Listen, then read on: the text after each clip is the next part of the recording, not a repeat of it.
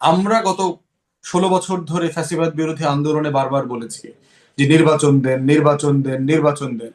কিন্তু গণ অভ্যুত্থানের যে শেষের 3 সপ্তাহে যে লড়াইটা হয়েছে, আপনি যদি দেয়াল লিখনগুলো দেখেন, আপনি কোনো দেয়াল লিখন পাবেন না যে অবিলম্বে নির্বাচন দেন। কারণ তরুণরা ভিন্ন ভাষায় কথা বলেছে। বাংলাদেশ টু চাই, সংস্কার চাই, পরিবর্তন চাই, দেশটা কারো বাপের না, লাখো শহীদের রক্তে কেনা। এই স্লোগানগুলো আপনি দেখবেন। এর মানে কি যে এই স্লোগানের মধ্যে আরো নির্বাচন নাই? আছে। কিন্তু এই নির্বাচনটা তারা অনেক কম্প্রিহেন্সিভলি চায়, সংস্কারের মধ্যে চায়। অতএব সেই গণ অভ্যুত্থানের চাওয়া। কেন মনে হচ্ছে ব্যারিস্টার ফুয়াদ যে নির্বাচিত সরকার আসলে তারা সংস্কার করবে না বা বিচার বন্ধ করে দেবে? এটি এটি মনে করার কি কারণ আছে? মানে সংস্কারটা যদি বিএনপি যেমনটি বলছে চলমান প্রক্রিয়া, জি বলবেন। এটার একটা বড় কারণ হচ্ছে আমরা যারা রাজনৈতিক কর্মী, আমাদেরকে দেশের মানুষ বাটপার মনে করে। আমরা যারা রাজনীতি করি, আমাদের রাজনৈতিক দল, আমার আমার বিভিন্ন বক্তব্যের নিচে এগুলো লেখা থাকে যে ভাই আপনারা তো বাটপারি করেন, আপনারা চলেন কিভাবে, আপনাদের তো কোনো ঘোষিত আয় উপার্জন নাই, আপনারা এটা করেন কিভাবে, ওইটা করেন কিভাবে। রাজনৈতিক দলগুলোকে দেশের মানুষ বিশ্বাস করে না, এবং এটার খুব মানে মানে বাস্তবিক কারণ আছে। এবং এখনো আমরা যারা সারা দেশে রাজনৈতিক কর্মী, এরা হচ্ছে লোকালি সবচেয়ে বড় চাঁদাবাজ, বাটপার, গুন্ডা, বদমাইশ হিসেবে পরিচিত।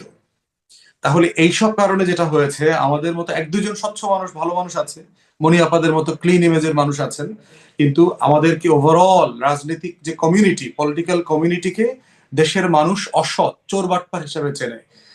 তারা জানে যে আমরা রাজনীতিবিদরা তদবির করে খাই, বাণিজ্য করে খাই, কমিটি বাণিজ্য করে খাই। আমাদেরকে মানুষ অসৎ মনে করে, আমাদেরকে মনে করে যে এরা সব হারামখোর। এখন এইটা আমাদের 53 বছরের কামাই। আমি সাডেনলি তো দাবি করলে হবে না যে ভাই আমি ভালো মানুষ, আমি সৎ মানুষ, আমি হালাল উপার্জন করে খাই, আমার ব্যবসা বাণিজ্য আছে, আমার প্র্যাকটিস আছে, এটা বললে লাভ হবে না। তো রাজনীতিবিদদের সাথে জনগণের এই দূরত্বটা কিন্তু তৈরি হয়েছে। এই দূরত্বটাকে আমরা যদি মানে স্বীকার না করি, দূরত্ব তৈরি হয়েছে, পরবর্তীতে এই দূরত্বটা আমরা গুছাইতে পারবো না। এবং যে যে কারণে 16 বছরে আমাদের আন্দোলনে আমরা যে এত লড়াই করলাম আমাদের সামর্থ্যের জায়গা থেকে, আমাদের পাশে জনগণ এই লেভেলে এসে কেন দাঁড়ায় নাই, এটা কিন্তু আমাদেরকে মূল্যায়ন করতে হবে। কেন ছাত্রদের ডাকে কোটি কোটি মানুষ রাস্তায় নামলো, কিন্তু আমাদের রাজনৈতিক দলের ব্যানারে আমরা মিছিল মিটিং করলাম, পুলিশ পিটায়, আমাদেরকে মারে, গুম খুন করে, কেউ পাশে এসে দাঁড়ায় নাই তো। অতএব এই যে কষ্টটা, এই যে আমাদের লক্ষ লক্ষ রাজনৈতিক কর্মীর স্যাক্রিফাইস যেমন আছে, তারা গুম খুনের শিকার হয়েছে, নির্যাতিত হয়েছে, মিথ্যা মামলার শিকার হয়েছে, ঠিক একইভাবে এই লক্ষ লক্ষ রাজনৈতিক নেতা কর্মীকে মানুষ ভিন্ন চরিত্র দিয়েও দেখে। জি, অতএব এটাও কিন্তু আমাদেরকে রিভিউ করতে হবে, আমাদের একটু চরিত্র। একটু সেখান থেকে ব্যাসাফত শেষে আমি একটু নীলুফার চৌধুরী মনির কাছে এই প্রসঙ্গে আমি একটু জানবো, তবে আপনার কাছে এটি আমি জানতে চাই, তাহলে যদি তাই হয় মানে জনমতের বা জনগণের ভাবনাটা যদি এরকমই হয়, তাহলে বাটপারের হাতে দেশ কেন দেবে? তাহলে তো সবসময় অন্তর্বর্তী সরকার বা তত্ত্বাবধায়ক সরকারই ভালো। না, সেটা আবার সমাধান না, তারা সেটাও চায়ও না। তারা চায় যে রাজনৈতিক দলগুলো সংশোধিত হোক। জনগণ চায় রাজনৈতিক দলগুলো ভালো মানুষকে প্রার্থী করুক। তারা চায় রাজনৈতিক দলগুলো চাঁদাবাজি বন্ধ করুক। জনগণ চায় রাজনৈতিক দলগুলোর ব্যানারে ব্যাংক ডাকাতি, ইন্স্যুরেন্স ডাকাতি, বাস স্ট্যান্ড, টেম্পো স্ট্যান্ড, হাট, ইজারা, ডিশের ব্যবসা, ময়লার ব্যবসা, নেটের ব্যবসা, এগুলো বন্ধ হোক। এগুলো জনগণ চায়।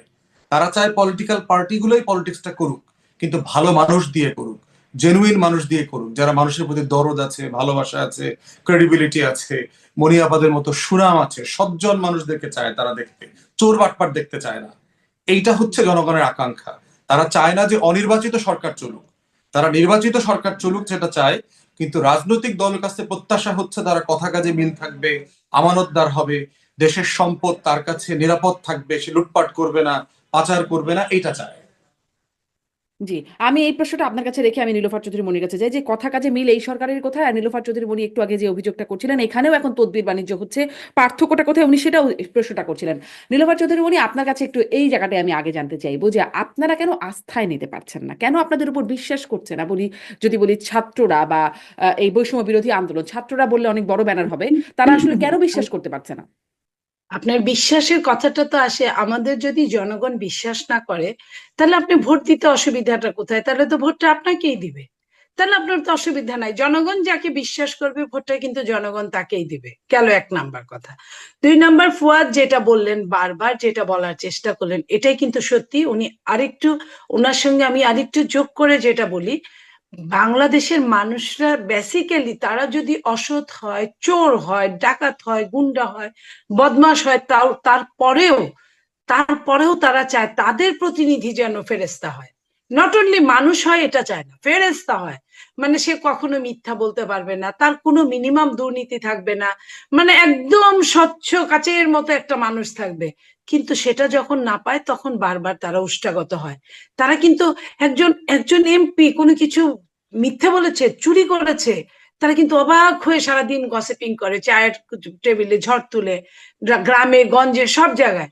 এই জায়গাটা থেকে মানুষ কিন্তু রাজনীতি সচেতন, বাংলাদেশের মানুষ, এবং সারা বিশ্বেও তাই। আপনি দেখেন ক্লিনটনের যখন ইমপিচমেন্ট হওয়ার কথা হলো, যখন মনিকাকে নিয়ে, তখন সে আমেরিকার মতো ফ্রি মিক্সিমের একটা দেশে কিন্তু হুলস্থুল কাণ্ড, যেটা কিন্তু ওদের দেশে এটা চিন্তা করা যায় না। তারপরেও কিন্তু প্রায় তার যায় অবস্থা, তার এইটা আপনার ক্ষমতাটা, যেটাই হোক। ঠিক এই জায়গা থেকে আমি বলতে চাই যে রাজনীতিবিদদের কাছে মানুষ ধাক্কা খায় ওইখানে। কোন রাজনীতিবিদদের আজকে যদি ধরেন অন্তর্বর্তীকালীন সরকার, আপনি যে কথাটা বলছেন, তাহলে তাদের বেশি দিন থাকতে দোষের কোথায়?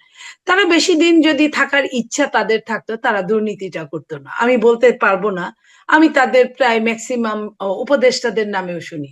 আর বাচ্চাদের নামে তো হরহামেশাই যা ইচ্ছা তাই, এটা হেঁটে যেতেই চোখে পড়ে। চোখে কিন্তু অনেক কিছু, আমি অনেক দুই একটা নেতার নাম আমি নাই বলি, আমি তাদের নামে শুনি যে শত শত কোটি টাকার মালিক, কিন্তু তারা বাটার একটা স্যান্ডেল পরে, নর্মাল একটা পাঞ্জাবি পরে, মানুষকে বোঝায় যে আমি সিম্পল মানুষ, এই যে সিম্পলিসিটিটা দেখায়। কিন্তু পিছনে তার অনেক টাকা, কিন্তু এই টাকাটা তার একটা ক্ষুধা ছাড়া আমি কিছুই মনে করি না।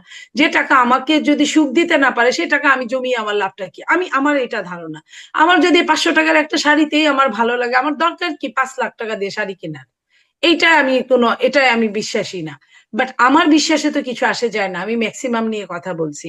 তো রাজনীতিবিদদের এমন থাকা কথা। তো সেইখানে অন্তর্বর্তীকালীন সরকার বা বৈষম্য বিরোধী তারাও কিন্তু এই 4-5 মাসে যে যে কাজটা করেছে, তারা যদি সৎ থাকতো, তারা যদি সততার প্রতীক হতো, তাহলে প্রথমেই তাদেরকে আমলারা যেভাবে গার্ড অফ অনার করে, সেইখানে আমলাদের প্রথমে বলতো যে তোমাদের গার্ড অফ অনারের দরকার নেই, তোমরা ঘুষ বন্ধ করো।